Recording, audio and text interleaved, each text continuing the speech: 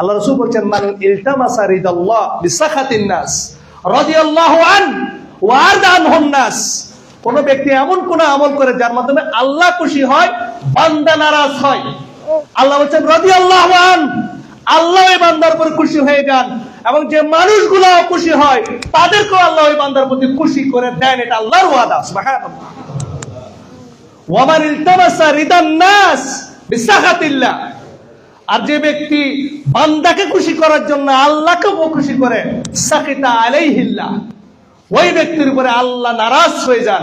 ও আসখাতা আলাইহিন নাস, মানুষকে ওই ব্যক্তির প্রতি অসন্তুষ্ট করে দেন। সুবহানাল্লাহ। এটার ঘটনার রিঅ্যাকশন।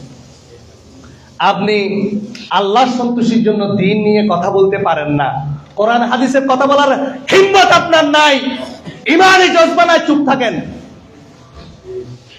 চুপ থাকবেন। যেটা করেন মদখুর আর সুদখুর আর ঘুষখোরের মতো বলেন, আমি যা করতেছি হারাম করতেছি, ঈমান নিয়ে মরতে পারবেন, কিন্তু বিরোধিতা করবেন না, মুখালিফাত করবেন না। ওয়ায়াসুদ্দুনা আন সাবিলি হয়ে যাবে। আল্লাহর রাস্তায় বাধা দানকারী হলে আপনি কখনো জান্নাত কশিকালে যেতে পারবেন না।